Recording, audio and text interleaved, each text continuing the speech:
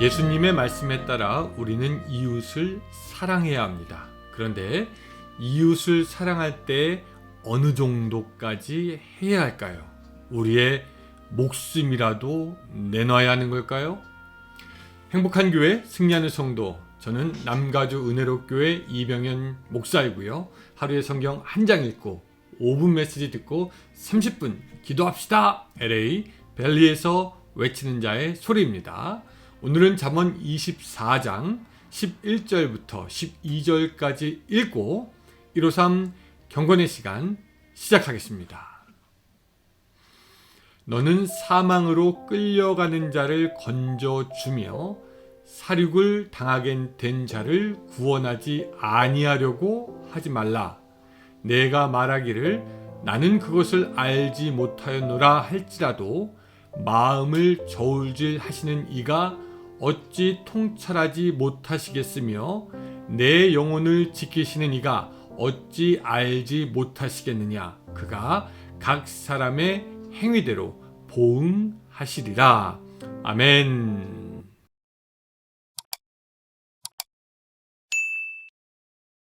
우리가 피부로 잘 못 느껴서 그렇지만 한 나라의 시민으로 살아갈 때 우리에게는 의무가 지어지고요. 그 의무 중에 하나는 헌법을 지키고 수호해야 한다는 의무입니다. 한국 시민은 한국의 헌법을, 미국 시민은 미국의 헌법을 지지하고 수호해야 합니다. 어떤 나라에 살든지 우리는 그 법 안에서 사는 것이지 그 법을 어기면서 살 수는 없습니다.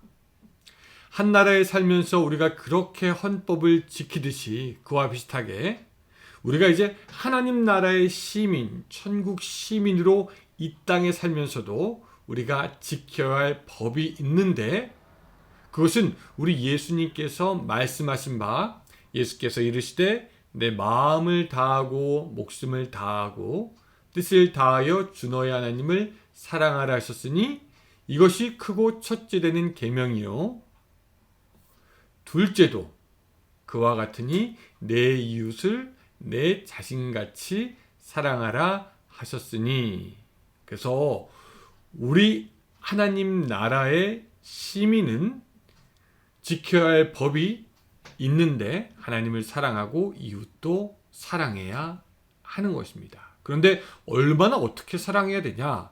오늘 본문 11절에서 이웃 사랑하는 마음으로 우리가 구체적으로 행해야 하는 일이 무엇인지 말씀하여 주고 있는데요. 다시 한번 좀 읽어보겠습니다. 너는 사망으로 끌려가는 자를 건져주며 살육을 당하게 된 자를 구원하지 아니하려고 하지 말라. 자, 이 말씀을 곰곰이 들여다보면은 상황이 아주 어려운 때이다, 어려운 것이다 라는 생각이 듭니다. 누군가 죽게 된 자가 있고 누군가 살육을 당하게 된 자가 있다. 그럼 거기에는 죽이려는 자가 분명히 있다라는 얘기고 살육하려는 자가 거기 있다라는 이야기입니다. 그렇죠? 살인 현장을 우리가 지금 딱 목격하는 것과 비슷합니다.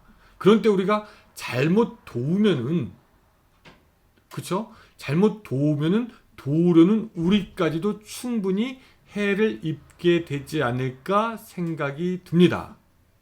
예를 들어서 강도가 죄 없는 시민의 돈을 빼앗고 해치려고 할 때 누가 뛰어들어서 죄 없는 시민을 돕고자 한다면은 그 강도는 어쩌면은 칼의 방향을 틀어서 도와주려고 하는 사람을 해하려고 할 수도 있지요. 그러니 오늘 본문은 우리가 그냥 지나가는 노숙자에게 돈을 주거나 밥을 주거나 어렵게 사는 아이들을 그냥 도와준다거나 하는 수준에서 이웃을 사랑하라는 이야기가 아니고요. 예수님처럼 희생적인 사랑을 보여라. 혹은 말씀대로 내 이웃을 내 몸과 같이 사랑하라는 그 수준에서 이웃을 도와야 한다라는 이야기가 되겠습니다.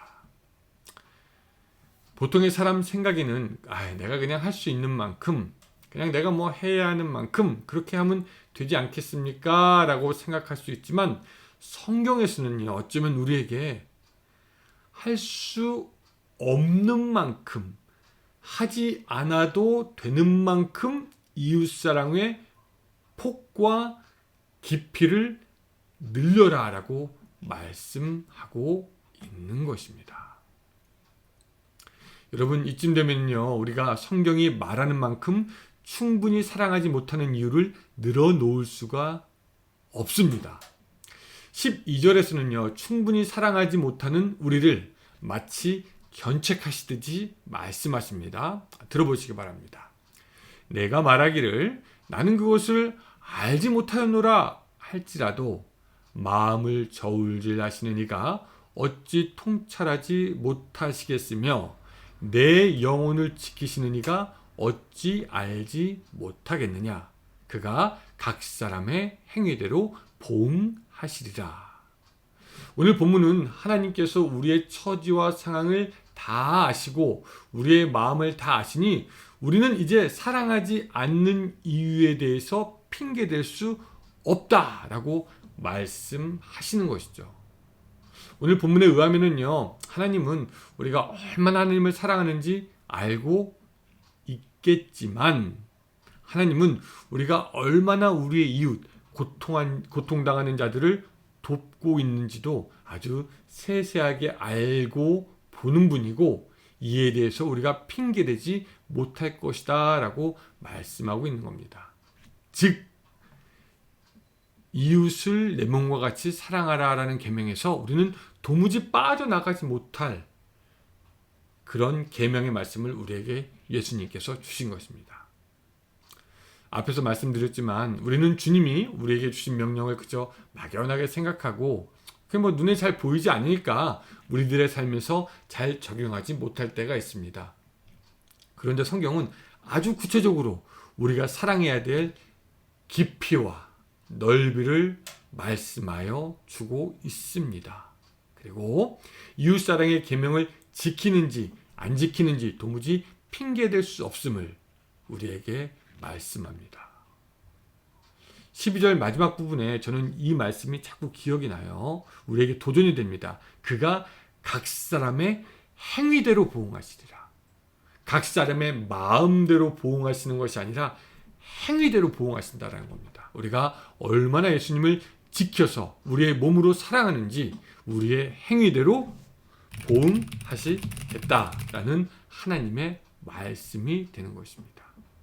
마음이 아니라 행위로 보시는 하나님, 우리가 행한 일을 보고 판단하시겠다 주님 말씀하시는 겁니다.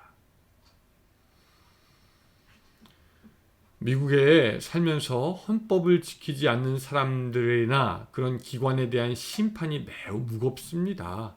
헌법은 다른 하위법들보다 더 강한 권위를 가집니다. 그리고 그 헌법보다 무거운 것이 예수님께서 우리에게 주신 뭡니까? 새로운 계명입니다. 새로운 계명입니다. 예. 오늘 우리 하루 살면서 우리가 우리의 주위를 조금 더 세심하게 살폈으면 좋겠습니다. 과연 도움을 받아야 할 사람이 있지는 않은가 말이죠. 또 사망으로 끌려가는 자가 있지는 않은가 말이죠. 그런 사람이 있다면 도와주고 또 영적으로도 죽어가는 영혼이 있다면 가서 돕고 살리는, 그래서 하나님이 기뻐하시는 사랑을 계속해서 할 수 있는 여러분들이 되시기를 주님의 이름으로 축원합니다. 기도하겠습니다. 사랑의 하나님, 오늘 하나님께서 우리에게 계명을 주셨습니다. 하나님을 사랑할 것, 이웃을 사랑할 것. 그 이웃을 사랑하되 우리의 몸을 사랑하는 것만큼 사랑하라 말씀하셨사오니 하나님, 우리가 충성되이 오늘 그렇게 사랑을 할 수 있도록 주여 도와주시옵소서. 예수님의 이름으로 기도드리옵나이다. 아멘. 네, 여러분 오늘도 주님 안에서 행복한 하루가 되시기 바랍니다. 안녕히 계세요.